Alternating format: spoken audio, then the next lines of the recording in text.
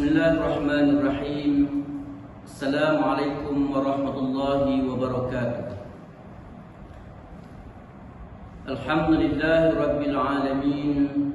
Wassalatu wassalamu ala ashrafil anbiya'i wal mursalin, nabiyyina wa habibina wa syafi'ina wa qudwatina wa uswatina Muhammad sallallahu alaihi wasallam wa ala alihi wa ashabihi wattabi'ina lahum bi ihsanin ila yaumiddin. Subhanaka la ilma lana illa ma 'allamtana innaka antal alimul hakim. Rabbi shrah li sadri wa yassir li amri wahlul 'uqdatam min lisani yafqahu qawli. Amma ba'd. Muslimin muslimat yang dirahmati Allah sekalian, bersyukur kita kehadrat Allah Subhanahu wa taala kerana dengan limpahan rahmat dan kasih sayangnya kita masih dipanjangkan umur, masih diberi kesempatan untuk meneruskan kehidupan sebagai hamba-Nya di atas muka bumi ini. Kita juga bersyukur kehadrat Allah Subhanahu wa taala kerana masih istiqamah dengan nikmat iman dan Islam, yang mana dengan nikmat iman dan Islam ini insya-Allah akan dapat menyelamatkan kita di dunia dan di akhirat.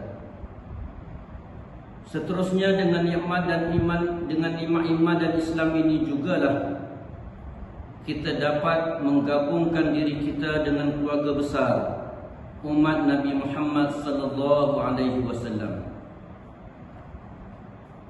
Muslimin muslimat yang dirahmati Allah,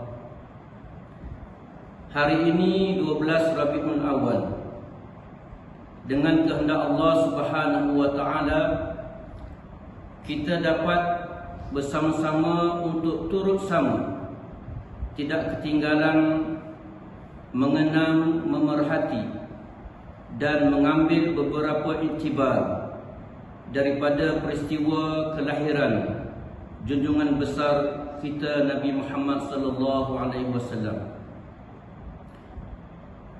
Justru dalam kesempatan yang singkat ini kita cuba untuk mengingatinya dan melihat kebesaran Allah Subhanahu wa taala dengan keutusan seorang insan yang disebut aqbala khalqillah wa akrama khalqillah wa a'zama khalqillah, sebaik-baik makhluk, sesempurna-sempurna makhluk, dan selebih-lebih kebaikan makhluk.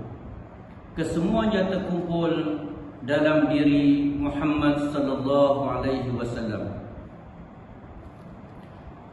Insan ini, insan yang bernama Muhammad sallallahu alaihi wasallam ini sudah menjadi suatu kenyataan bahawa tidak pernah ada suatu makhluk pun di alam ini yang namanya disebut oleh seluruh ahlus sama, penghuni-penghuni langit, di kesemua langit, termasuk para malaikat, para jin Islam.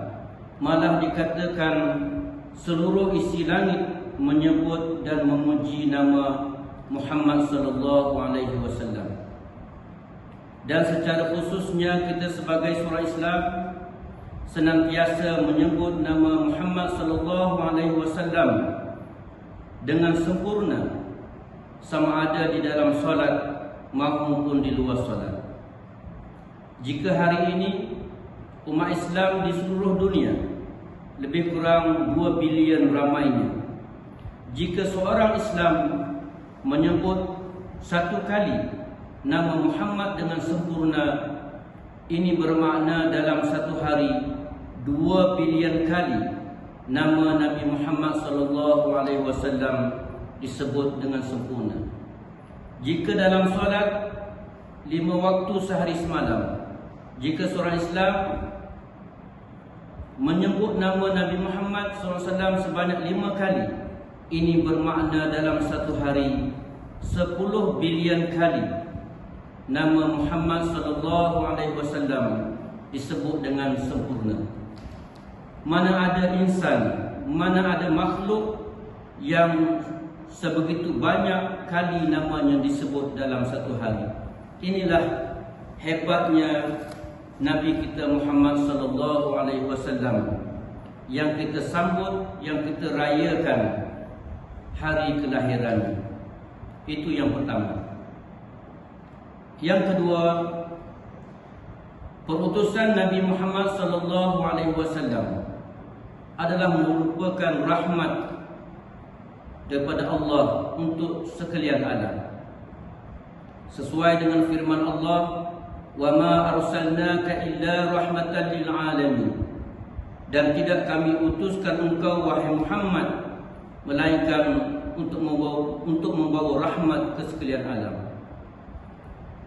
Nabi SAW juga pernah menyebut dengan penuh khudu', dengan penuh rasa rendah diri, tanpa takabur, Innama ana rahmatun muhda.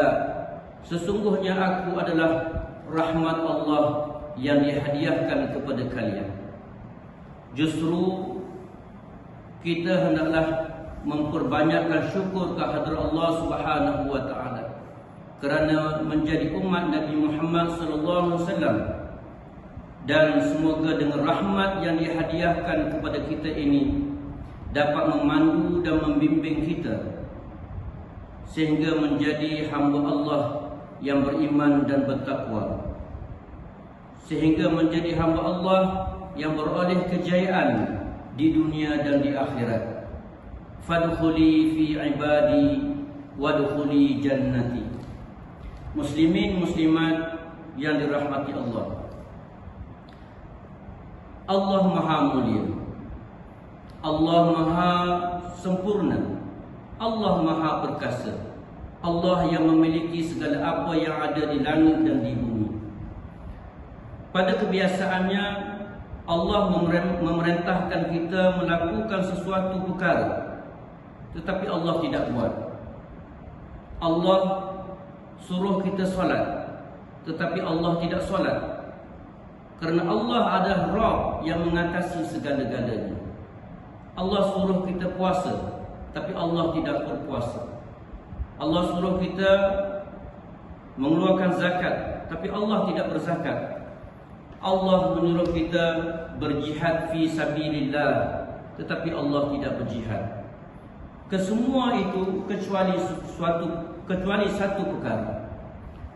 Allah suruh kita buat dan Allah buat. Apa yang satu itu? Sallu alaihi wa sallimu taslima, iaitu berselawat kepada Nabi Muhammad sallallahu alaihi wasallam. Inna Allaha wa malaikatahu yusalluna 'alan nabi. Sesungguhnya Allah dan para malaikatnya sentiasa berselawat ke atas Nabi Muhammad sallallahu alaihi wasallam. Ya ayyuhallazina amanu, wahai orang-orang yang beriman, ya ayyuhallazina amanu sallu alaihi wa sallimu taslima. Berselawatlah kamu dan mengucap salamlah kamu ke atasnya. Marilah kita berselawat ke atas Nabi sallallahu alaihi wasallam sebagai tanda kasih dan cinta kita kepada baginda sallallahu alaihi wasallam. Allahumma salli ala sayyidina Muhammad wa ala ali sayyidina Muhammad wa sallim taslima. Muslimin muslimat yang dirahmati Allah, antara kelebihan berselawat ke atas Nabi SAW, antaranya dalam suatu hadis yang pernah diriwayatkan oleh Anas bin Malik, qala Rasulullah sallallahu alaihi wasallam, man shalla alayya salah sallallahu alaihi asyara salawat. Sesiapa yang berselawat ke atasku satu kali, kata Nabi SAW, Allah akan berselawat ke atasnya 10 kali. Tidak cukup dengan itu. Nabi kata Nabi SAW, waqta anhu ashru khati'an Allah akan hapus baginya 10 dosa, 10 kesilapan.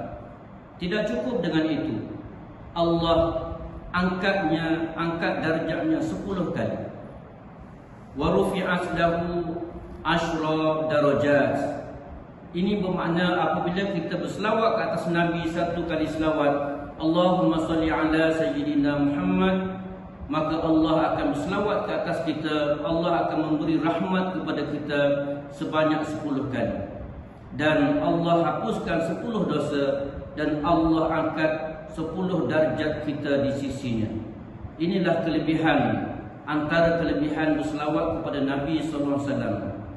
Justru marilah kita sentiasa berselawat ke atas Nabi SAW, bukan sahaja pada hari yang disebut sebagai hari Maulidur Rasul, tetapi bahkan setiap hari kita mengingati baginda dan membanyakkan selawat ke atas baginda. InsyaAllah mudah-mudahan kita menjadi di antara orang yang mendapat syafaat daripada Nabi SAW di Yaumul Mahsyar.